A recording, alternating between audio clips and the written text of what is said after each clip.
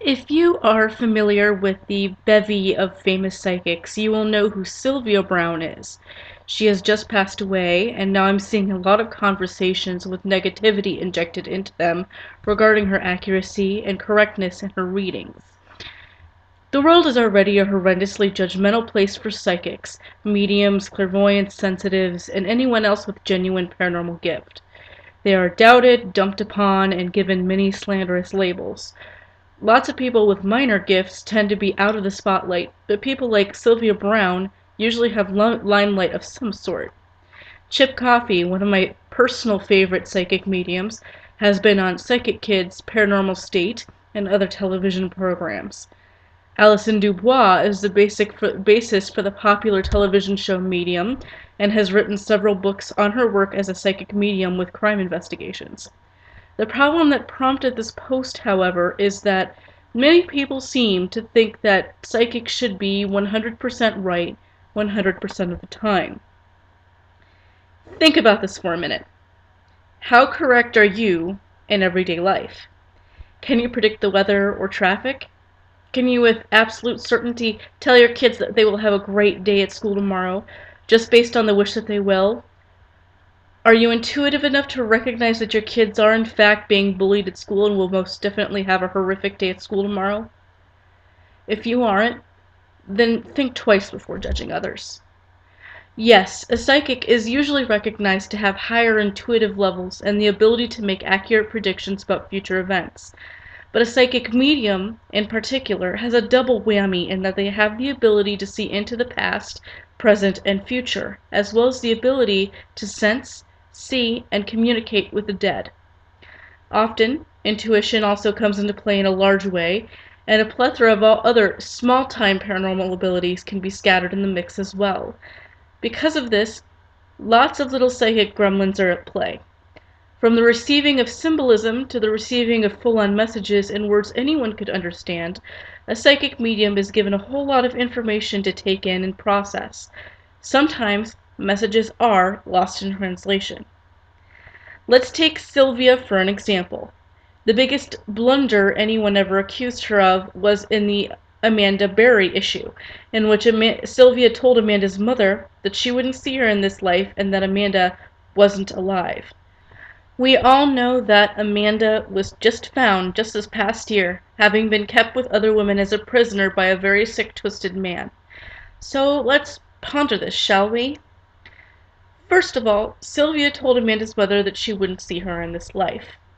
This actually is true, as Amanda's mother passed away before Amanda was ever found. Unfortunate as it is, Sylvia's statement did not actually mean that the mother would be the one to meet Amanda in heaven. Amanda would be the one to join her mother. Second, Sylvia told Amanda's mother that Amanda wasn't alive. The wording could have been better, true, but let's think about what happened to Amanda. Locked up away from everyone else's view, Amanda was kept as a prisoner. That kind of abuse deadens one's soul and is not a life. She was physically alive, but likely she felt out of hope. Being caged is not being alive. Every psychic or psychic medium interprets messages differently. As I've mentioned, some receive their messages through symbolism, which can be muddled or misinterpreted. The psychic is usually left to their own devices to decipher what is being said, and sometimes it isn't clear. No one is correct 100% of the time, and that's just life. To put so much weight on one person because they've misinterpreted a message from a place a lot of people say isn't real is completely uncalled for.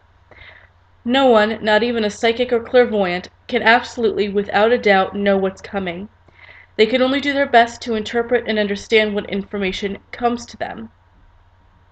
Souls, whether they be living or not, cannot always convey their messages in a complete or totally understandable way. I'm a sensitive, and I know this as a truth of my own gift and my own life, especially given that I'm not always chosen to be the receiver of communications or to be the communicator. I have to take what I'm given and run with it. We have no other choice. We with different abilities must adapt as we can in order to sift through what we are given, and we have no other way. We cannot let others handle it, for it is ours and ours alone. We may even discuss things with other psychics, sensitives, mediums, and clairvoyants, but we will always get different interpretations from different people.